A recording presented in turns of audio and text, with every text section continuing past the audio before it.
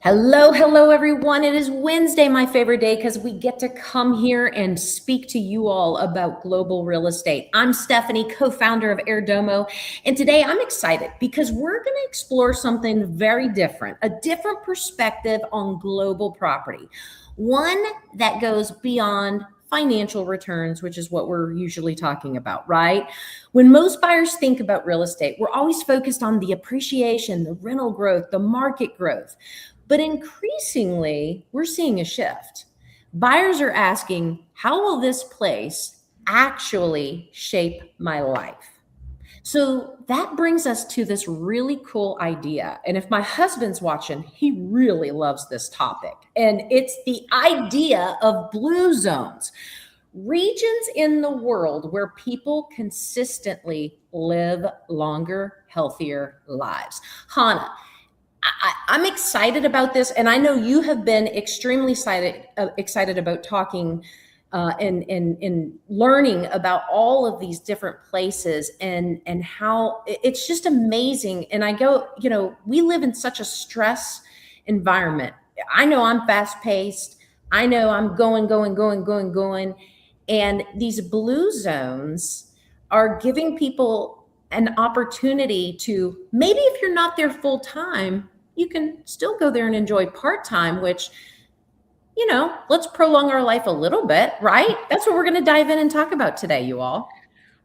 Exactly. I was waiting for this topic because it's a really cool one. Basically, these places offer insight into something that's often overlooked in property decisions, which is the relationship between location and longevity. So we'll explore what the Blue Zones teach us and how those insights can influence where and how people choose to live or even invest globally. So for a long time, property decisions were driven mostly by financial metrics, right? Which is exactly what we've been talking about for months now. But now more people are thinking about the lifestyle quality, the health, the environment, the long term well being. And blue zones are exactly that. They give us a real world example of places where those factors actually come together. So today is not just about talking about where people live longer, it's about what we can learn from those environments when we're making global property decisions, which is what our clients are doing. So I think let's start with the basics. Let's explain what exactly are blue zones. So, blue zones are regions that they've been identified by researchers where people have unusually high life expectancy and lower rates of chronic diseases. Okay. Some of the most well known examples include Okinawa, Sardinia, Loma Linda. While these places, they're geographically completely different, they share common lifestyle and environmental patterns that contribute to longevity. Now, there are a lot of different islands and other smaller countries that haven't been researched to the extreme that also fall into these blue zone categories. And so there's a lot of places that I'm not listing off right now, but that's exactly what these blue zones are, is how these people are living longer and what they're doing to live longer.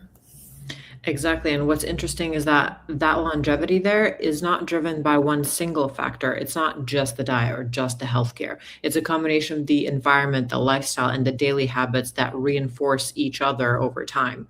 So let's talk about what are the common characteristics across these regions.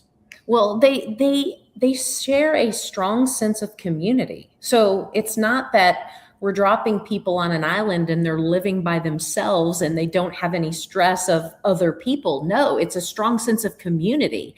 It's daily natural movement. They're walking, they're doing physical activity. They're making sure that that is built into life, whether they're swimming, whether they're playing, a sport, pickleball, tennis, whatever, golf. They're moving, okay? They have access to fresh, simple food. So, not a whole lot of pesticides and not a whole lot of processed food. They're living off the land, okay?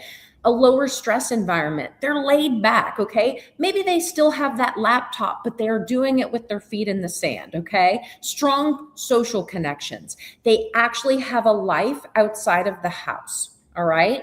And then it's that slower pace of life. It's that slow down moment take a breath and pause. These are not extreme or expensive. It's not. It's not interventions. They're just built into their environment. Does that make And sense? that does make sense. And I think that's the key insight. Longevity in these places is not something that people often opt into. It's something that the environment naturally supports, which then raises an interesting question for buyers, which is what kind of an environment am I placing myself in? And some buyers just kind of forget to ask themselves that question. And this really puts that into perspective.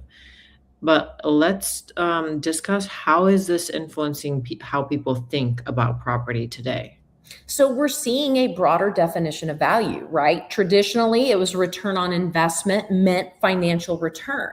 But many buyers are also thinking about what could call return on life, right? Quality of daily living, health outcomes, lower stress levels, access to nature, community engagement.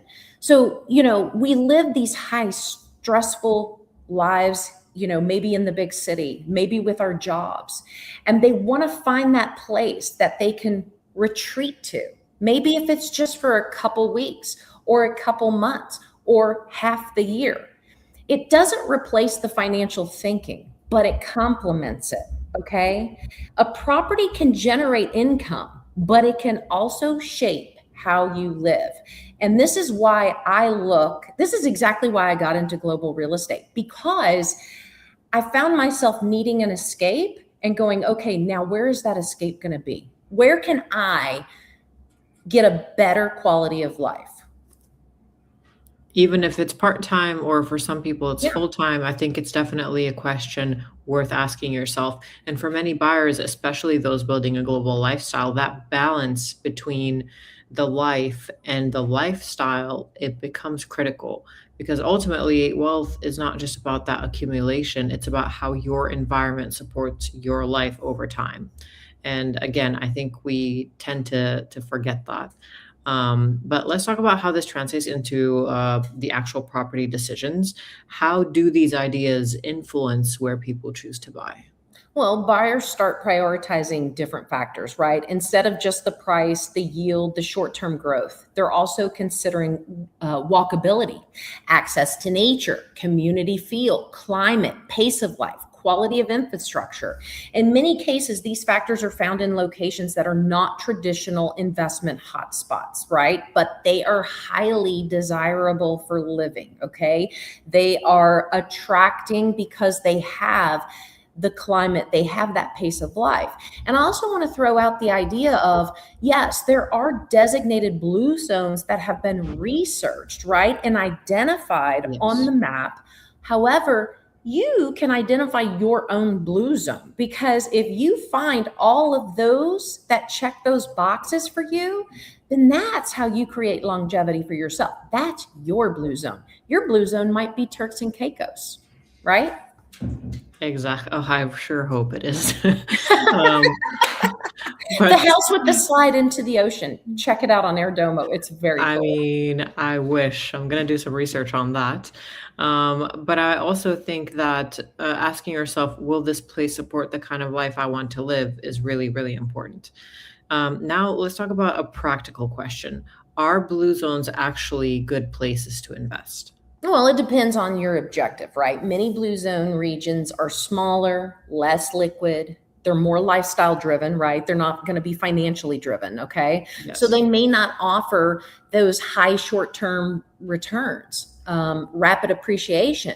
But here's what they can offer: strong lifestyle value, okay? Yes. Consistent long term demand and stability. And look, in some cases, in nearby regions with similar characteristics, but with more infrastructure, can offer a balance between the lifestyle and the investment. You can get the best of both worlds. And here's the thing you got to remember: if you're looking for a place to better your lifestyle, well, there are people that are not ready to buy, but they want to have that experience to better their lifestyle too. And so that's where that short term rental can still come in and help you drive that to help pay for it. It may not be at the highest amount that you're going to get of return, but you're still going to get some, if that makes sense. And I also think it's less about chasing the exact location and more about understanding the principles behind it. Exactly. But how can buyers apply this thinking without overcomplicating it? Back to the questions. Does this environment support my long-term well-being? Would I actually enjoy spending time here regularly, right? Or is it too remote? Does this place encourage a healthier, more balanced lifestyle? Can this property serve both lifestyle and financial goals, right? You don't need to buy in a blue zone specifically. I said this earlier, but prioritize similar qualities and then look at locations and destinations that can match up to. And you Yeah. can absolutely, again, create your blue zone that helps you. I've got a lot of blue zones, Hannah. That's what I've discovered. I think it works very well having multiple blue zones, and switching in between them. But that I think is really what makes this practical. It's not about copying a location. It's about making those more conscious decisions about the environment and the lifestyle and the long-term impact. And I think what this conversation really shows is that where you buy doesn't just shape your portfolio, it shapes your everyday life, especially if that's your retirement property or it's your nomad property.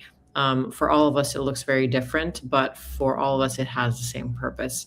So, for everyone watching, if you are thinking about buying property internationally, it's definitely worth considering not just the financial return, but the life return as well.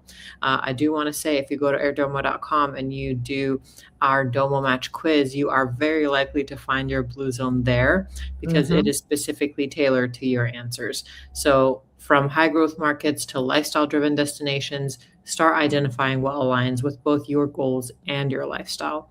And of course, if you'd like guidance, you can book a call with us where we help you think through both sides of that decision, financial and personal. But I want to thank everyone for joining us today. And thank you, Stephanie, again. We'll see you next time. Awesome. See everyone. Bye. Bye.